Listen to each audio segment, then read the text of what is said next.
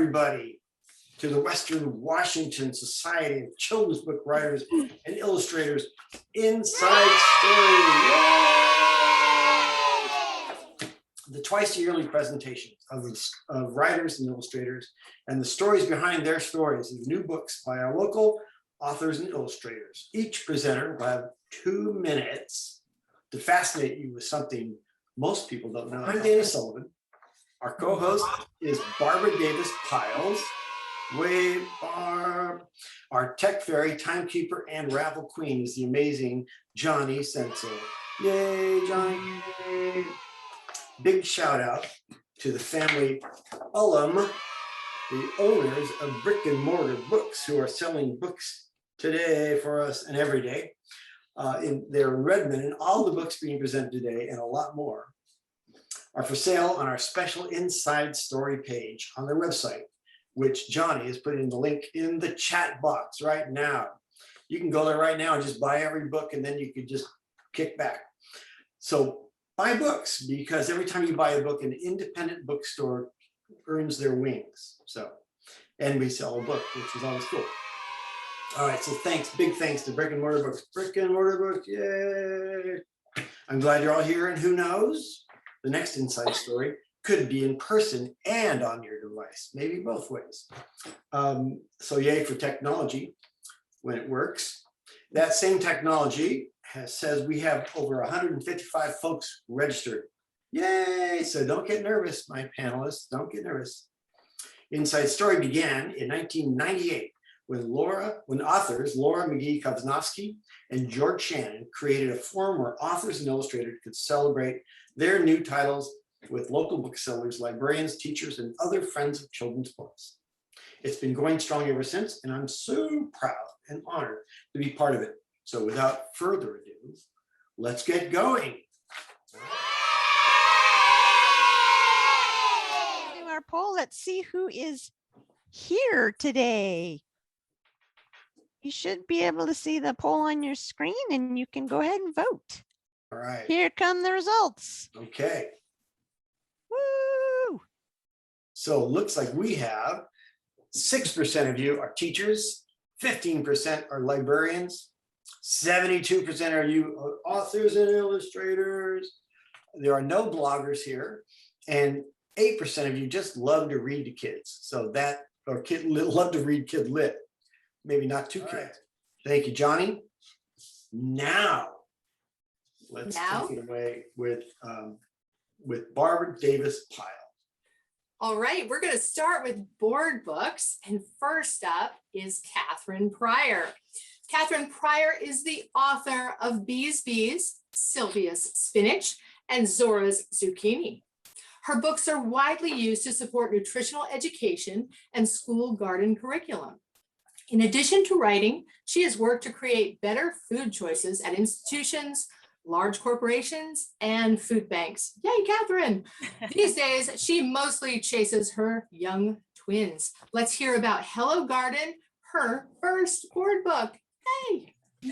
Hi, thank you so much to the organizers. So my inside story is basically about how wrong we can try to make a project before we finally get it right. I wrote the first draft of Hello Garden before I became a parent, and I envisioned it as a book about seasons and how a garden changes over the course of a year. A friend in my writing group who was already a parent said that she thought a year was a long time for a kid that age to wrap their head around, but I insisted that's what it was going to be about. And then my twins were born, and I was suddenly reading a ton of board books. I realized my friend was right. I also realized that the thing I desperately wanted more of as a parent was bedtime books, because we were reading the same 4 books on repeat at least 3 times a day. So I found one stanza in an early draft of the book, and I rewrote the rest of the book in that style. So it's pick a berry, pull a weed, share a taste, save a seed. And other than that, there's only one other line in this book from my initial draft. And then I was wrong again when Rose Soini and I had our first conversation about the illustrations. I told her I envisioned the book as a bunch of city kids working in a community garden together. But Rose, from her farm in Chimacum, had a very different vision. She wanted to show a family in their backyard garden from sunup to sunset. And I'm so glad the book tells that story because for the last year, that's the reality that so many of us have known. And a lot has happened in the 5 years between the first draft of this book and the book's publication this month. But I hope that it helps parents by adding another good night book to the stack. And I hope it reminds all of us to seek wonder in our own backyards. And also Rose and I are doing a kid-friendly virtual launch hosted by Brick and Mortar Books on June 1st. And we'd love to have you. I can put that in the chat. And if you'd like a signed book plate for Hello Garden with a bit of Rose's personal art on each one, you can call Brick and Mortar Books or stop by with your bookshop receipt. Thank you. Thank you, yay. Thank you, Catherine. And I love that you specified that your launch will be kid friendly. That's good, because some of them just are not. No drinking games, but we do have a coloring contest. Yeah, that's a different garden party. Yes. And that's true, what she says about the book plates. Yes, go through Brick and Mortar. They will help you. They'll get in touch with us. We'll somehow work it out. All right, thank you very much. We're doing our launch with Brick and Mortar, so they already have them for our launch next week, but they said that they would give them to attendees here if anybody wanted them. Well, aren't they sweet? Yes, they are really wonderful. Yay, Brick and Mortar Books. Okay. Next up is Dave Wheeler. Dave Wheeler is an illustrator living in Seattle. He has freelanced for many magazines, newspapers, and advertising agencies. He's also developed his own projects, including original art, toys, websites, and picture books. What a slacker. Anyway, Dave has a certificate in writing for children from the University of Washington and a BFA in illustration from the School of Visual Arts. Let's hear about his new board book, New House. Take it away, Dave. Hey, hi, I'm Dave. This is my book, New House. And it's a story about a toddler's first day exploring the new and interesting and messy and scary and hopefully comforting things that come along with a new house. It only has 107 words in it, but it took a lot of work and time and effort to get to those 107 words. And especially took a lot of note cards. That's my little tip for today. I had a couple problems coming up with this book because, I wanted to go from what changes a new house to your new home. And I just had a list of things. I spent a lot of time crawling around the floor of my house looking for ideas. And so I went through and I wrote down like everything I could look at. Oh, there's a new cobweb or there's a new crack in the floor. And so I ended up with all these note cards. That was my list. But how can I go from a list to like a story? And the other, so one trouble was trying to make a story out of a list. And the other was trying to make, some kind of a rhythm or a cadence to the language. So I took my note cards, and I'm no poet or anything, but I did kind of what poets do with your stresses on your syllables. So I had a couple different stacks. I had my, new 2-syllable word and new single-syllable word, and kind of laid everything out on a giant table, solitaire style. And so I would lay it out in one corner, it was new house. The other corner is going to be new home. How do we make that, journey in between? And the note cards were a huge help. You stack them up, you try to think of synonyms. Maybe I needed 2 syllables for one thing or 1 syllable instead of 2 syllables. So it's shuffling things all over the place. I know a lot of novelists might do this with, chapters and whatnot, but that's beyond me. I just had single words. But it really helped me organize what I thought a simple story into being something more complicated. So please check out the book and see how I did, if I accomplished those 2 things. And remember the tip that note cards are especially helpful, whether you're writing a board book, a novel, or if you're speaking in public, they're helpful too. That is great. Thank you, Dave. Next up, we have Jennifer Bradbury. Jennifer Bradbury is the author of several middle grade and YA novels, including A Moment Comes and Outside In, both of which won the South Asia Book Award. She is a former high school English teacher who lives in Burlington with her family, but she once lived and taught in Chandigarh, India. There, she was introduced to Nick Chan's remarkable art and inspiring story. This became her latest book, Rock by Rock, The Fantastical Garden of Nick Chan. Tell us more, Jennifer. Thank you. Well, the inside story on Rock by Rock, The Fantastical Garden of Nick Chan, is actually that it's sort of a twin to Outside In, the book that was mentioned earlier, which was a Washington State Book Award finalist several years ago. So kind of what happened was when I was living and teaching in Chandigarh, India, my friends took us to see the Rock Garden, which is this incredible outsider art installation known the world over. And I was so inspired by this place and the story of its creation. And the fact that the guy Nick Chan, who created this place, did so in secret. At the time, I was a wannabe writer. I hadn't been published. I wanted to be read, and I was looking at the scale of what this person had made and the fact that he'd made it because he needed to make something, right? So I was just struck and incredibly inspired and humbled by that pure purpose to create.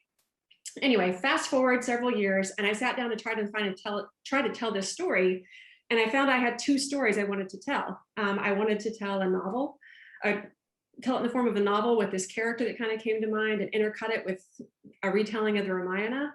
And that became Outside In. But I also, their actual story and his actual biography was so compelling and so pure and so good that I wanted to try to tell that for young readers. So I did what most writers would do in that situation. I decided not to decide, and I wrote both, and with zero expectations. And I sent it to my agent after I'd finished the projects and gotten them to a spot where they could be read, fully waiting for her to make the decision for me. And she also decided not to decide and liked both and sent them to my longtime editor, Caitlin DeLuey at Athenaeum.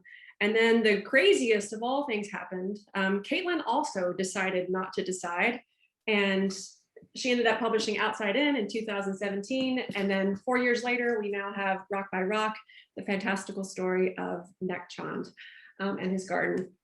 Fantastical Garden of Nick Chan, with gorgeous illustrations by Sam Botton. So a long delayed twin, but a twin nonetheless. So thank you. Thank you, Jennifer. It's good. Don't decide anything. It's just leave it up to somebody else, and then they'll kick it down the can too. All right, Johnny has a couple of trivia questions, so let's see those. Trivia question 1, in the Wings of Fire series by Chewie T. Sutherland, what tribe of dragons can change the colors of their scales? Are they silk wings? Are they sky wings? Are they rain wings? The answer is rain wings. Yay! All right, cool. What did Paddington Bear's tag say? Is it watch out for this bear? He will eat all your marmalade. Please look after this bear. Thank you. Or please look after this bear. He needs looking after. Okay. Okay. I thought it was a gimme for a minute, but no. All right. You keep going, everybody. Keep going. I think people are much more interested in this one. Yes.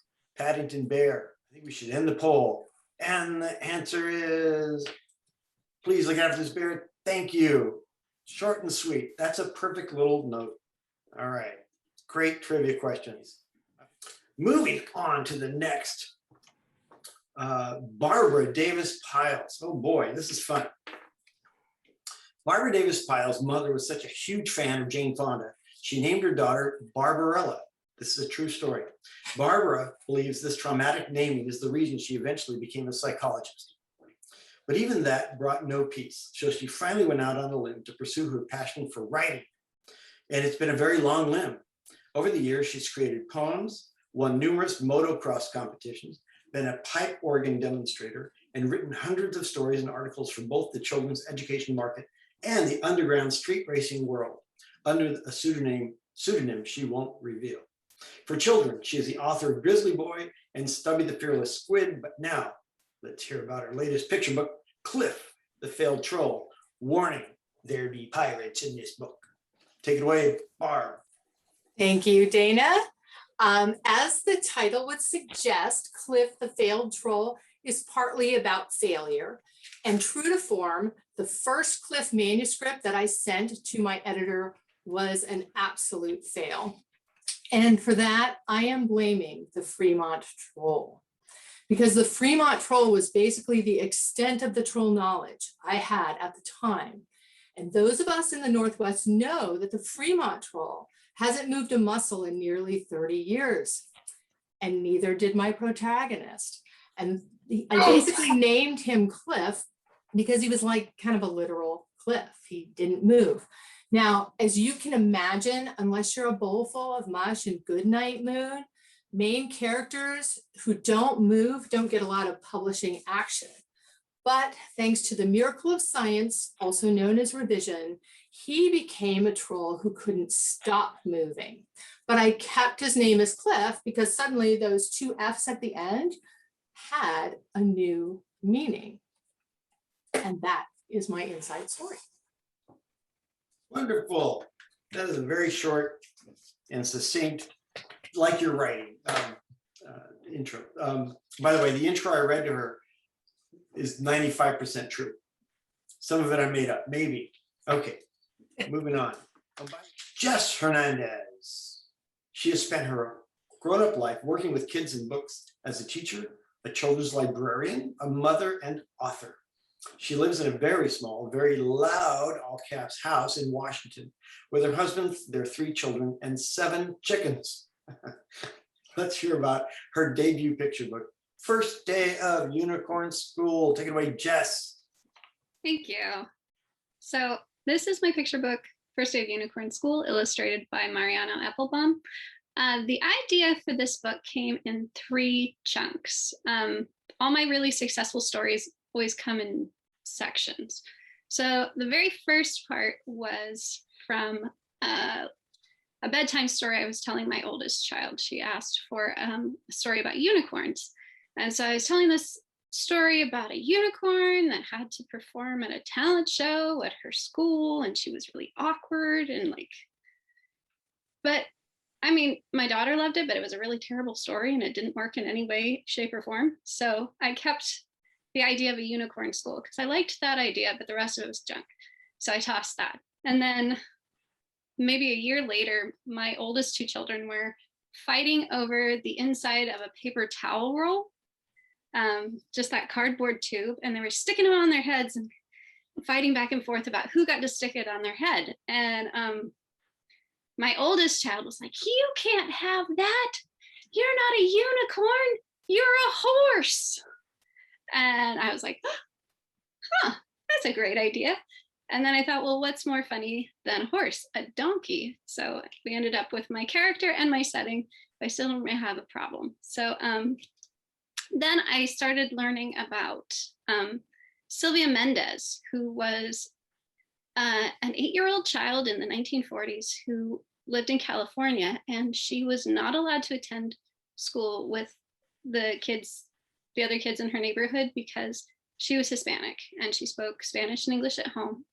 And so since my kids are Hispanic and we speak Spanish and English in our home, it really touched me. And so I decided to write a story about a unicorn that was trying, or not a unicorn, but someone who was trying to get into a good school who didn't necessarily meet the parameters, but wanted to change things.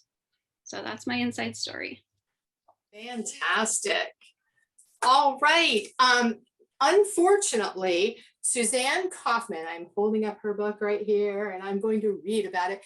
She could not attend today, but in their best-selling picture book, All Are Welcome, Alexandra Penfold and Suzanne Kaufman celebrated kindness, inclusivity, and diversity. Now with big feelings, they help children navigate the emotional challenges they face in their daily lives. What should we do when things don't go to plan? We may feel mad, frustrated, or overwhelmed, but by talking it through, compromising, and seeing another point of view, we can start afresh, begin anew. And then we have Kate Harvey McGee. Kate Harvey McGee grew up in a big family that supported all of the arts. Yay for her family. She has always drawn and painted, focusing on pastels as her medium after her retirement from landscape architecture. She has exhibited her award-winning work widely, painting the light and landscapes near her home in Oregon's Coast Range. This is the third book she has illustrated with her sister, Laura McGee Kavasnowski. Their first two, Little Wolf's First Howling, a Margaret Wise Brown honor book, and Squeak, picked up many starred reviews. Now let's hear more about Ocean Lullaby. Thank you. Laura and I both love the ocean. In fact, Ocean Lullaby was inspired by Laura's family beach trip. They joined a song circle on the beach, and as their songs floated up, the moon smiled down, and the waves lapped the beach and went hush, hush, and a poem was born. Laura and I illustrate our books together, which may sound like a difficult collaboration, but we've worked it out. Laura lays out the book, all the spreads, and paints the lines, the black lines, using a gouache resist technique. And and then she scans those paintings into her computer and emails them to me down in Oregon, and I paint them in Photoshop. Since I'm a pastel painter, I adapted my approach to Photoshop. So I use a digital underpainting. I use a limited palette of 30 to 35 pastels. And I build up the color by layering it, glazing one color over another, with varying opacity with my Photoshop pastels until I get the glowing effect. And then I upload that back to Laura and we critique them, and it goes back and forth, changing lines and colors and shading until we're both happy with the result. And it's worked pretty well for 3 books so far. The undersea page spreads I did were especially fun to paint because I had the great good fortune to snorkel the rich, fragile marine environments of the Great Barrier Reef and Galapagos Islands around the time we were working on the book. So I was able to draw on my memories of the floating plankton and the flashing schools of fish and waving coral, and especially the water-broken light that reaches below the surface of the waves. Our illustration collaboration has given us the wonderful opportunity to share the wonder of the ocean and all its creatures. And that's the inside story of the colorful illustrations of Ocean Lullaby. Yay. Thank you, Kate. That was fascinating. Time for some more trivia questions. Okay, this one is, what book did the school library journal advocate librarians censor by painting underwear on the main character? In the Night Kitchen, No David, or The House at Pooh Corner? Remember what Pooh's wearing, usually just a shirt, that naughty bear. The answer is In the Night Kitchen, definitely. Okay, what's our next? Which children's author left his royalties to a children's hospital? Was it C.S. Lewis? Was it J.M. Barrie? Was it Lewis Carroll? Also known as Dodgson. What was Dodgson's first name? I forgot. And the answer is J.M. Barrie, author of Peter Pan. What a nice guy. All right. Moving on now. Here we go. Karen Lewis. Yay, Karen. Illustrator Karen Lewis grew up in the rainy Northwest, where she ate lots and lots. I'm going to try that again. Illustrator Karen Lewis grew up in the rainy Northwest, where there are lots and lots of banana slugs. Despite meticulous research for her current book, Let's Eat Snails, she has not been tempted to make slug stew or banana slug bread. She has a garden of her own in Seattle, where she resides with her husband, young son, 2 cats, 8 chickens, and thousands of honeybees. They live smack in the middle of the city and pretend to have a farm. Their neighbors believe them. Let's hear more about Let's Eat Snails. Take it away, Karen Lewis. Hi, everybody.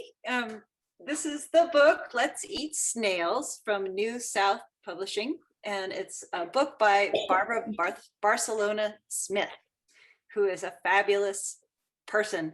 And I wanted to talk a little bit about the inside story that illustrators need to find when they're working with an author, because words and pictures need to work together, but for a really interesting book, the words and pictures together tell a story that neither one could tell by itself. And sometimes as an illustrator, when you're presented with a manuscript up front, you need to find the story that your illustrations are going to tell. And that's what hooks you into the project to make it all possible. So in this story, it's a story about a little girl whose family comes from Italy originally, and in their tradition, it's they make snail stew. So ostensibly, it's about Italian tradition, and it's also about trying new things. But it's a story about a little girl who invites her friend to come over. And that's where I found my inside story, because for me, it's a story about being a kid with a friend and going to somebody else's house, and they do things differently. And how does that feel? And I remember the time I went to a sleepover at a friend's house, and I got my sleeping bag zipper stuck at 3 in the morning, and I had to go wake her mother up in the house. I think everybody has that story of being out of your element and not knowing how to make yourself at home.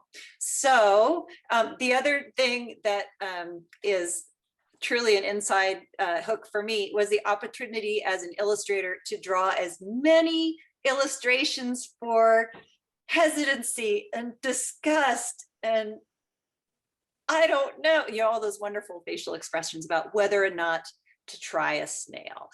So that's my inside story. Thank you very much. Nice. All right. Thank you, Karen. Now, I just want to say that Cliff's best friend is a banana slug, so I will make sure our books are never shelved together. Next up, we have Karina Lukin. Karina Lukin makes art in the Pacific Northwest, where she is inspired by small things like hearts, trees, and mistakes, and by big things like love, nature, and the web of relationship that connects us all. She is the author-illustrator of 2 previous picture books, My Heart, a New York Times bestseller, and The Book of Mistakes, and the illustrator of Nothing in Common, written by Kate Hoffler, and Adrian Simcox Does Not Have a Horse, written by Marcy Campbell. Let's hear about her latest picture book, The Tree in Me. Thank you, Barbara. Hello, everyone. So I'm going to talk to you a little bit about this book, The Tree in Me, which has roots that go back about 30 years to this book, Pieces Every Step by Thich Nhat Hanh. And this is a book where I was first introduced to the idea of something called looking deeply and interbeing. And so the idea is that if you look closely at anything in the world, you will, and if you look really deeply and carefully at it, you will see the connections that it has to everything else in the world. So one example I like to use when I'm talking about this book is a paintbrush. This paintbrush I used to make the book. And so without this paintbrush, the book, The Tree in Me, would not exist, and I wouldn't be here today talking to you all. This has a wooden handle, so this paintbrush is actually part tree. It also has some metal here, so it's part mountain, and it has plastic nylon bristles. So, those probably came from a factory. So in a way, this paintbrush is part tree, part mountain, part factory. It also wouldn't exist without the people who worked in the factory, who fell the trees, the loggers, the miners, and it wouldn't exist without the farmers that grew food for those people, and without their parents and their parents before them and their parents before them. And so that's the process of looking deeply, which I invite all of you to practice and to try with, in particular, children in your life. I think it's something that they naturally understand and enjoy doing. And because that to me is really what this book is about, I wanted to tell you one other little thing, which is why in a book about trees, there's no green. This is a book that is entirely made up of black and yellow and neon pink. And that's because I wanted this to feel not like a specific tree, like the apple tree in the beginning, there's children having a picnic. And the book was starting to feel really literal as I added pictures. When I got rid of the green and I added neon pink, it started to feel more like an imaginary tree, more like the tree of life, which is what I wanted. And so the neon pink in this book is an invitation to imagine and to look deeply and see possibility. That's the inside story. Thank you. Thank you, Karina. That's great. I love the connections. I never thought about that. My paintbrushes, they're connected to trees, mountains, and people. That's wonderful. Thank you. Moving on to Carrie O'Neill. Carrie O'Neill writes and illustrates picture books in Olympia. Her clients include Sasquatch, Little Bigfoot, Sleeping Bear Press, and Ladybug Magazine. She works in both digital and traditional media, incorporating handmade textures in gouache and ink. Extra points if you can spell gouache. She has recently begun working on a graphic memoir about girlhood and feminism. When not in her studio, she likes to drink coffee on the porch, read picture books, and pick blueberries with her family. Let's hear more about her book, Our Shed, a father-daughter building story by Carrie O'Neill. Thanks, Dana. So this is Our Shed, a father-daughter building story written by Robert Broder and published by Little Bigfoot. It just came out a few weeks ago. And it's a story about the father teaching his daughter the practical skills of building a shed, while she also brings her own imagination to the project and encourages him to play. So in the end, more than just building a shed, they're building their relationship and building rapport, and that's more important than the task at hand. This manuscript came to me a few days after my father died, so it was a very tender moment, and it was a gift to be able to work on this book and to turn my grief into something beautiful. And the look of the father in the book is based on my dad, and he also loved ice cream. He was a patient teacher and educator, a principal and a teacher throughout his life. And he was silly and irreverent like the father in the manuscript. And when I was a child, I'd ask my dad to draw. Go up to him and ask him to draw something for me. And he'd always draw the same little line drawing of a duck. And so I made sure to put that in the book in a few spots. So if you're reading the book, you might find that. It's a little Easter egg for myself and for my family. The action spans several decades in this book. The bulk of it happens in the 1970s. So I spent time looking at childhood photos and looking up cars and tools and clothing for the color palette to give it a good sense of place and time. And an interesting aspect of it is there's no mention of a mother. And we discussed whether we wanted to include a photo in the background, and we decided not to, because not every family has a mother and a father. And I think by leaving it open-ended, the book will appeal to all kinds of families. And I think this is an excellent book for fathers and grandfathers to read to the children in their lives. So thank you. Thank you. Hey, Barb, I want to jump in really fast, sorry, but I wanted to do another plug for Brick and Mortar. Hey, Brick and Mortar, I'm putting their website, our web page where you can order our books in the chat box right now. So if you're worried that you're going to miss something because you go and order a book, don't worry, we're recording it. You go order that book. Okay, take it away, Barb. And thank you for that, Carrie. And I'm so sorry for your loss, but it sounds like your heart is in that book. It's beautiful, sounds beautiful. Next up, I would like to introduce Carol Lexa Schaefer. Carol Lexa Schaefer is an award-winning author of easy reader and picture books for children. She has over 25 published titles. As an educator and author, Carol has given many presentations to children and adults in the classroom, as well as at writers' retreats and conferences. She works from her home on Camano Island. Now let's hear about her latest book, Chicken Talk Around the World. Thank you. This book, Chicken Talk Around the World, has an illustrator, Pierre Morgan, with whom I've done 13 books. And this just came out from Little Bigfoot, Sasquatch. And the idea of this book, I think, came from a previous book called Down in the Woods at Sleepy Time, which in the year 2001, the Washington Book Award, in those days, it was all adult awards, but that little lullaby managed to squeak itself in there. And that was published by Candlewick. And the story was of mother woodland animals trying to get their babies to go to sleep, and all the babies had their own excuses. And when we came to the toad and the toadlets, they said, we're still making up songs. And goo, blup, they sang from the top of their log. Well, that book was translated into 18 different languages. And what do you think? Even though I had made up goo, blup, that was translated in 18 different languages to something that fit in better, I guess, with the languages from all those places around the world. And it got me thinking more about language and similarities and differences, and a new story started brewing.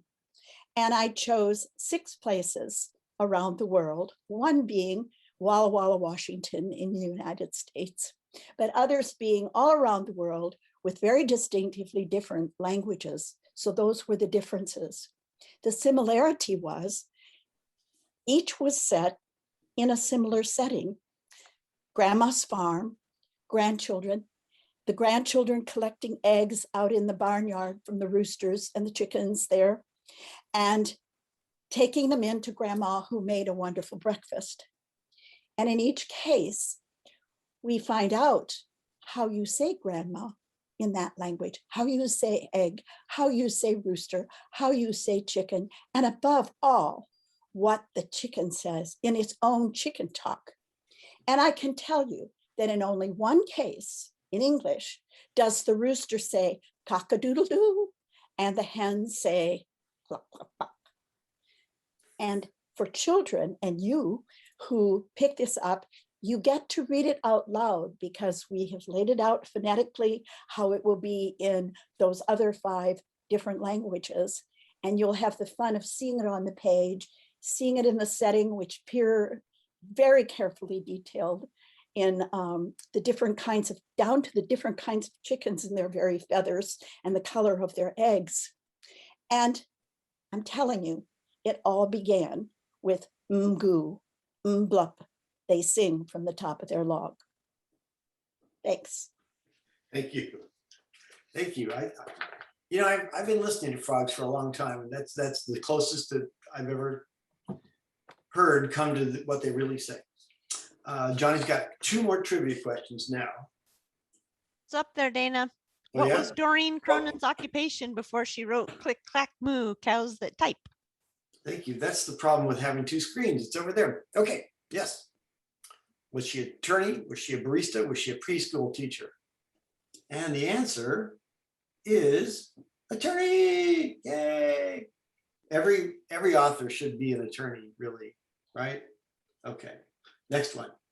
When You Reach Me by Rebecca Stead. In that book, on which classic game does Miranda's mother compete? Password, Jeopardy, or the $20,000 pyramid?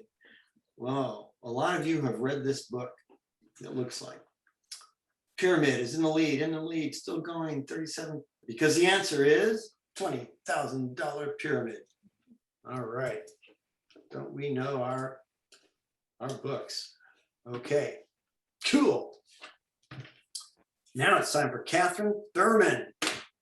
Catherine Thurman is a writer and fine artist who lives with her family on a small island in the Salish Sea. It's one of those that floats around, you can't really tell where it is. Her first picture book, A Garden for Pig, was featured in the Smithsonian's website as one of the top 10 children's books about food. Her latest book, The Biggest Thing of All, is a bereavement story. Tell us more, Catherine. Hi, thanks, Dana. So this is my book, The Biggest Thing of All. It's a bereavement story illustrated by the amazing Romina Galata. It was recently reviewed as a sensitively told meditation on grief, the interconnectedness of the world, and the necessity of community support after loss. So 2 things inspired my story. One was the concept of everything being a part of something bigger in nature. The other was the loss of my mom early in my life. She was sick a lot growing up. She'd go to the hospital, and grief was a big part of my experience. I did eventually lose her too young. So it shaped my life. I later became a hospice volunteer. I spent a lot of time with the dying and their families. And what I learned from that was that grief is a lifelong process, and it's often overlooked and misunderstood and misinterpreted, especially with children. It can look different in different age groups. So what I really wanted was for my character Lily to show her feelings and how she ultimately takes, struggling with her feelings, but how she ultimately takes a healthy approach in dealing with them. And also that she's dealing with her grandpa, who is having his own grief, because that's what happens in families. You know, you have other people who are grieving, and it can be complicated, and there can be more than one loss. I'm hoping that my story will help families talk about death, because it is okay to talk about it.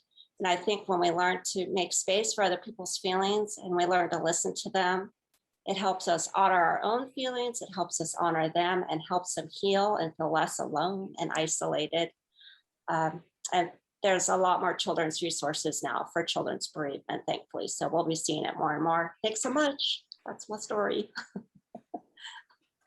Thank you so much, Catherine. Thank you for putting your heart into that book. Next up, we have Wendy Wahman. Wendy Wahman's picture books include Don't Lick the Dog, How to Make Friends with Dogs, A Cat Like That, Pony in the City, Nanny Paws, and others. Old Pearl releases on June 1st. After Wendy's third and last guinea pig died when she was 8, her mother told her, "No more guinea pigs. You cry for too long." Wendy hopes Old Pearl will give children and their adults permission to grieve however long and in whatever way they need. Let's hear about Old Pearl. Old Pearl, a boy named Theo, loves to feed the birds at the park, and he especially loves to try to get the seeds to the old pearl with the old bird with the raggedy wing. But when a dog charges in and the bird can't fly away, Theo scoops her up and brings her home, and he names her Pearl. I first became conscious of mortality when I was 4 years old and my grandmother died. I was told that she was old and her heart had stopped beating. This made me absolutely freak out about my own heart, my parents' heart, and oh my God, what about my grandfather? He's old, it's gonna happen soon. Sooner or later, we all learn about death and grief, and Old Pearl opens the door to this conversation. The story also shows how taking care of a pet is more than just putting out food and water, and what to do if you find an injured bird or animal. I have an author's note in the back that can get you started there. My inspiration for Old Pearl actually came from something that Joe Biden said to Cindy McCain at her husband John's memorial. 6 months will go by and everybody will think, well, it's past. But you're gonna ride by that field or smell that fragrance or see that flashing image. You're going to feel like you did the day you got the news, but you know you're going to make it. The image of your dad, your husband, your friend will cross your mind and a smile comes to your lips before a tear to your eye. I promise you, I give you my word. I promise you this, I know. The day will come, that day will come. I give the same promise to Theo and Old Pearl, and I give it to you all now. Time will pass and your memories will turn from tears to smiles. This book was dedicated to my mother, who died shortly after we'd learned that it had been acquired by Caitlin DeLuey. And I was able to read her the book sitting next to her on her bed. Thank you, everyone. And I made these birdseed packets that will go out with all the orders from our wonderful brick and mortar. Thank you, Wendy. And thanks for helping kids deal with grief and their parents. And how wonderful you could read it to your mom. That is so sweet. That is so cool. So if you want those packets, I'm going to put that number, boom, in the chat box again. Did it go? Yep, there we go. So you can order those books, order those packets, and grow a garden. Okay. Dory Hillestead Butler is the author of more than 55 books for young readers, including the two-time Geisel Honor Award-winning King and Kayla series, the Edgar Award-winning Buddy Files series, the Haunted Library series, the Dear Beast series, and the brand new Treasure Troop series. She's also been a ghostwriter for the Boxcar Children and other popular series books. She grew up in southern Minnesota, spent 19 years in Iowa, and now lives in Kirkland. Let's hear about her latest early reader, King and Kayla and the Case of the Gold Ring, as well as her chapter books, The Treasure Troop, Mr. Summerling's Secret Code, The Treasure Troop, The Hidden Broom, and Dear Beast, The Pet Parade. Just let you know, she gets 3 whole minutes. Use them wisely, Dory, go for it. Thank you, Dana. So I'm going to go fast. I'm going to start with Dear Beast, Pet Parade, written by me and illustrated by the amazing Kevin Atterbury. This is the second book in the series, still written in the form of letters between a dog and a cat who are still learning how to share this boy who goes back and forth between them and his divorced parents. This time, they're discussing the upcoming pet parade and which of them is going to be in it. So in case you're wondering, yes, I marched in a pet parade as a child. In fact, I marched in many of them. But Kevin had never heard of such a thing. He learned all about pet parades while working on this book, and you will too if you read it. Moving on to King and Kayla and the Case of the Gold Ring.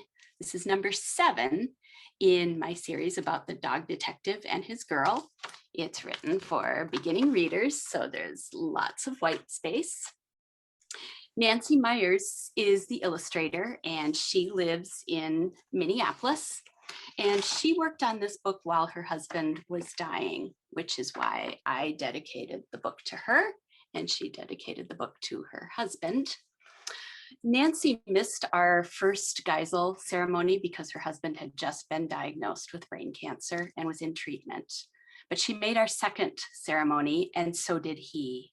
And he is really such a lovely man, was such a lovely man. And he told me that being there to watch us receive that award was one of the best moments of his life. So this book is for them, both of them, and it even features Minnesota snow. And Treasure Troop is my brand new chapter book series. It came about when I was at a dinner with my King and Kayla editor, though she is not the editor who ended up publishing this series.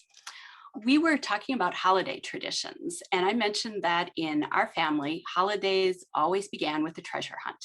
Our kids had to solve a series of puzzles or codes to get their Christmas or birthday gifts or their Easter baskets. Believe it or not, that went on until they were 20 and 25 years old. I tried to stop when they were teenagers, but they wouldn't let me. They just insisted that the puzzles get harder. And so my editor told me I needed to make that into a book or a series, but I didn't think that a series about solving codes to get your Christmas presents was really that interesting. I had to come up with another scenario, and that's what Treasure Troop is. The series was originally going to be called Code Crackers Club, but apparently that was too close to some other books that are out there because Penguin's legal department insisted we had to change it. Treasure Troop was the best I could come up with, but if I'm being honest, I still miss Code Crackers Club. That's what I really wanted to call this series. So if your students enjoy solving codes and puzzles, this is your series. And I think I did that in under 3 minutes. Thank you, Dory. I think you need a parent award as well for all of those codes up until their 20s. It's fantastic. Next up, we have Kelly Jones. Once upon a time, Kelly Jones was a librarian and a bookseller. Now she writes novels for young children and takes care of a few hilarious chickens. She's the author of Unusual Chickens for the Exceptional Poultry Farmer, Are You Ready to Hatch an Unusual Chicken? And Murder, Magic, and What We Wore, and Sauerkraut. Let's hear about her latest middle grade novel, Happily for Now. Thank you. So I love stories that start with a protagonist in a bad situation, sitting around in the ashes like Cinderella. Only instead of waiting around for someone else to help her, she says, nope, that is not my story. And she changes it. So Happily for Now, which was illustrated by Kelly Murphy, started with Fiona, who goes to stay with relatives she doesn't know, who have ridiculous problems of their own. Whatever, she decides to help them instead, whether they want her to or not. She's not some kid who needs help. She's training to be a fairy god person. It's not easy. One day her aunt starts a battle at the bakeries, and the next her great uncle is sneaking out at night to go do his art. But she meets a friend, a good witch, usually named Julia. I knew Fiona wouldn't give up. But as I wrote, I thought, how did she get into this situation? Why is she staying with these relatives? What's going on here underneath all of this? And somehow I already knew. Fiona needs to help people because how will things get better if she doesn't? She feels like it's all up to her. She knows she has to learn how to help her mom because she's worried that maybe nobody can. There are some problems you can't solve for someone else, no matter how much you want to. And addiction is one of those problems. That's something I had to learn too. My story is different than Fiona's, but I knew how Fiona felt because I felt that way too. Helping people is important, right? And trying hard is a good thing, right? But what about when you try so hard for so long to help someone else that you forget to learn how to help yourself too? And that's the story inside of Fiona's story. Thank you. Thank you, Kelly. Thanks. Obviously came from the heart, and it sounds very powerful. I can't wait to read it. So cool. Johnny's got some questions that are up now. The trivia question is, in the first rule of punk by Celia C. Perez, what traditional Mexican ingredient does the main character Malu hate? Is it chili peppers? Nobody thinks it's so, no. Beans or cilantro? Well, cilantro's way in the lead so far. I think it's everybody saying what they hate. And the answer is indeed cilantro. All right. Right? Right. Yes. Cilantro. Next question. 2 middle grade novelists have employed a King's Cross station platform to transport their characters to a different world. The second was J.K. Rowling. Who was the first? Was it Ava Ibbotson?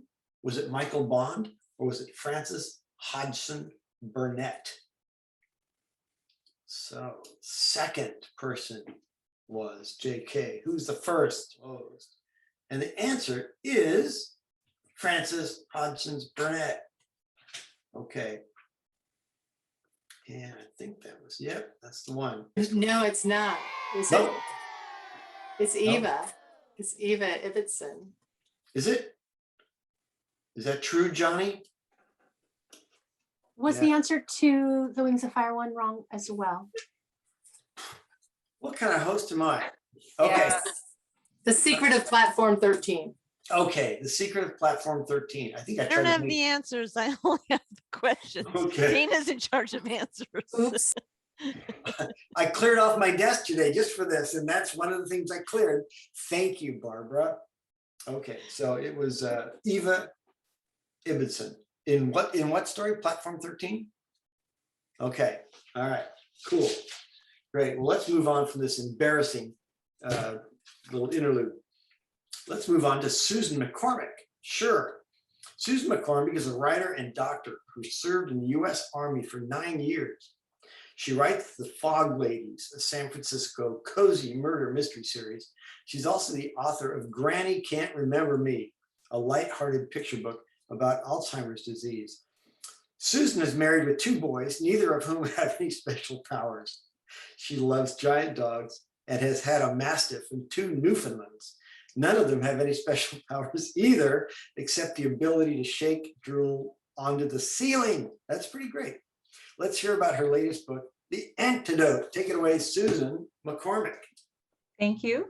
I'm going to tell you about The Antidote, a middle grade and up medical STEM fantasy about a boy who can see disease, and he must battle an ancient evil, the physical embodiment and creator of disease. The genesis of the story was a volunteer project for my middle school son's science class, the chicken wing dissection. I'm a doctor, so I felt fully qualified for this volunteer position. I was ready to scintillate the 6th graders and show them the muscles and the tendons and the bones and how the wing opened and closed and the way the little thin strips of tissue coordinated all the action. Were they excited? Were they fascinated? Only somewhat, because they were studying something much more interesting. Mythology. Beasts with multiple heads, fathers who swallowed their kids whole. They knew everything there was to know about mythology because of Rick Riordan's The Lightning Thief series. So did my boys. So I wondered if there was such a book about health, disease, and the human body, but there wasn't. So I set out to create one, weaving maladies in instead of mythology. So The Antidote is full of diseases kids know about, like appendicitis and heart attacks and food allergies. And it also has infectious diseases and pandemics of the past, so it suddenly became quite timely, even though it only came out 2 weeks ago, like polio and plague and smallpox. Think of it like The Lightning Thief meets Harrison's Principles of Internal Medicine, or Percy Jackson meets the CDC.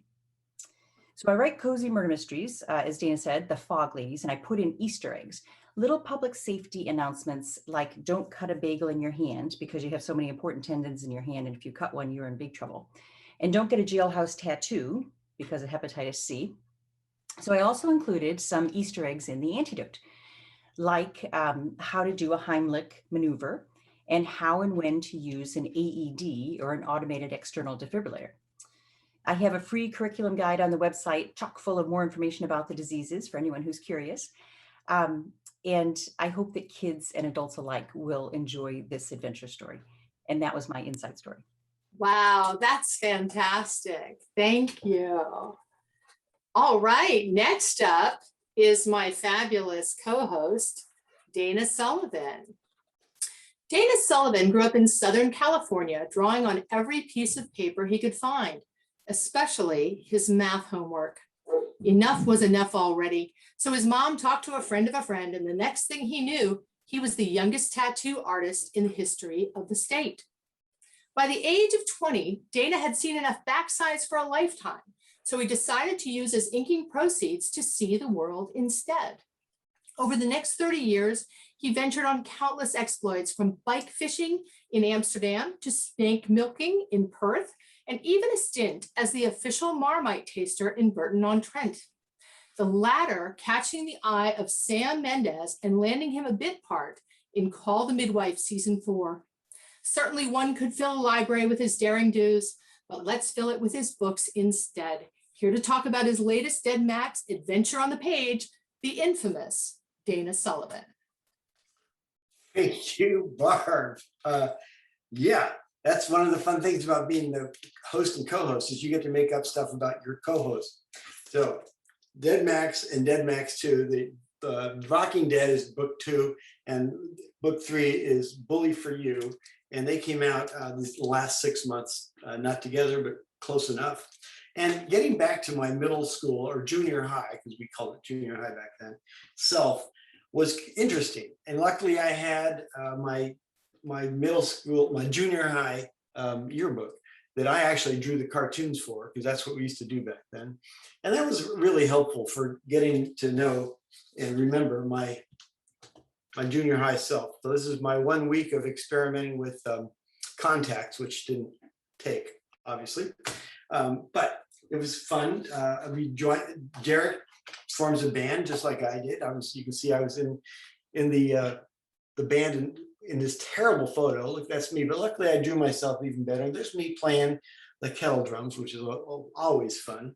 So I was in a band just like Derek, and but it was fun visiting that through my books. It is really interesting remembering what it was like and trying to get back there. In book 2, though, a lot less fun. It's called Bully for You, and it starts out with bullying of cats, but it evolves pretty quickly into bullying of the Muslim kids. And so that's kind of the driving story.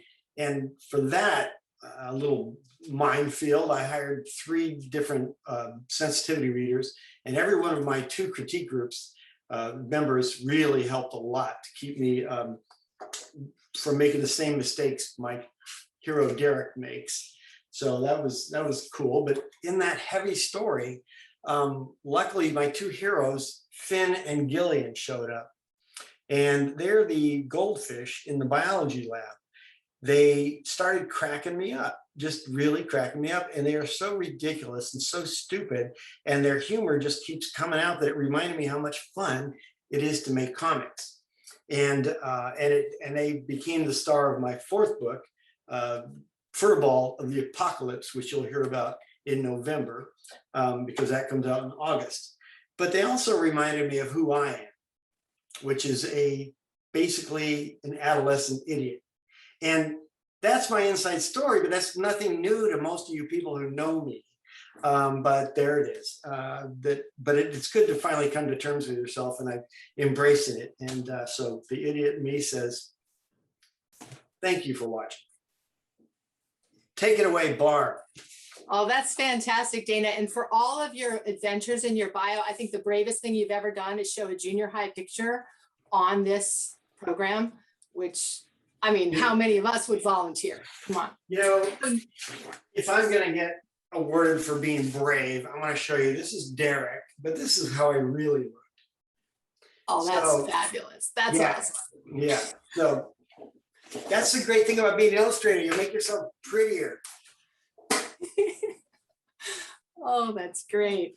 All right, next up we have Trudy Truitt, a former TV news reporter and weather forecaster. Trudy Truitt has published more than 100 nonfiction and fiction titles for kids, including My Top Secret Dares and Don'ts, The Sister Solution, and The Secrets of a Lab Rat series. Explorer Academy is National Geographic's first fiction series for kids and is published in more than 20 languages around the world.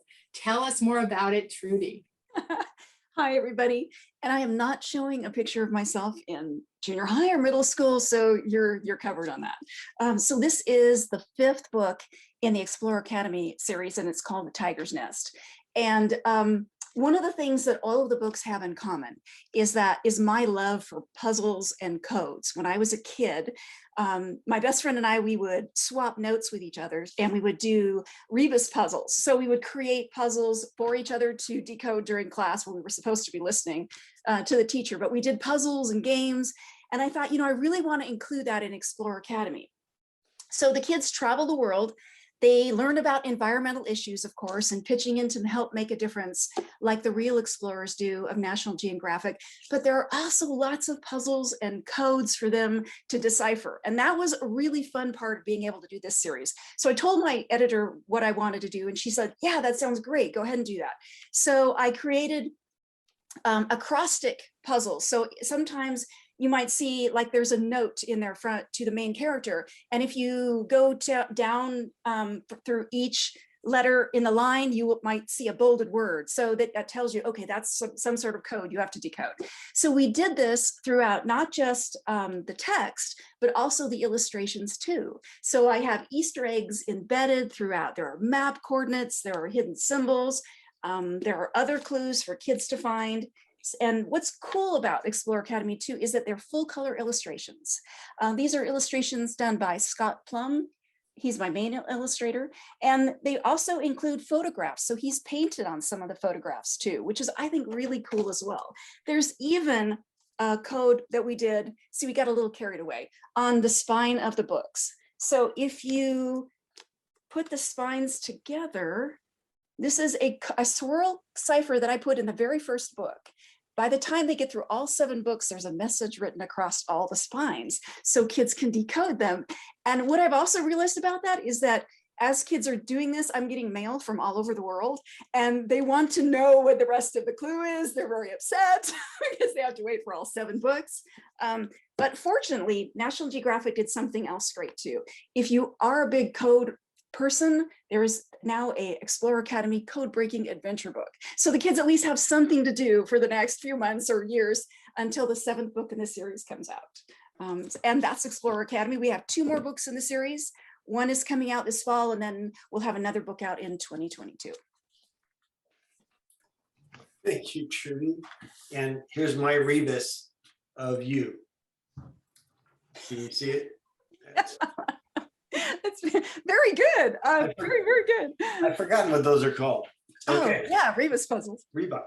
Is the plural rebuy? Are they rebuy? Rebuy. Rebuses? Rebuy. Or is that ribeye? Is that food? Okay.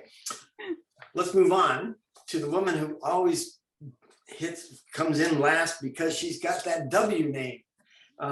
Next time, maybe we'll just mix it up by go to the other way, Suzanne. Suzanne Williams is the author of more than 80 books for children. I don't think I've read that many books in my life. Yes, I have. Just stop. Okay. Over half of them have been created with co-author Joan Holland. Together, they've written several book series that include Little Goddess Girls, Heroes in Training, Grimtastic Girls, and Thunder Girls. Persephone the Grateful is her latest book in the Goddess Girls series. Tell us more, Suzanne. Thanks. This one is the 26th book in the series. 2 brief Greek myths involving the Greek goddess Persephone were the inspiration behind Joan's and my latest Goddess Girl book, which was out last December.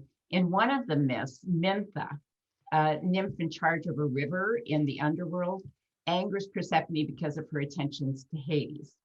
In a jealous rage, Persephone turns the nymph into a mint plant.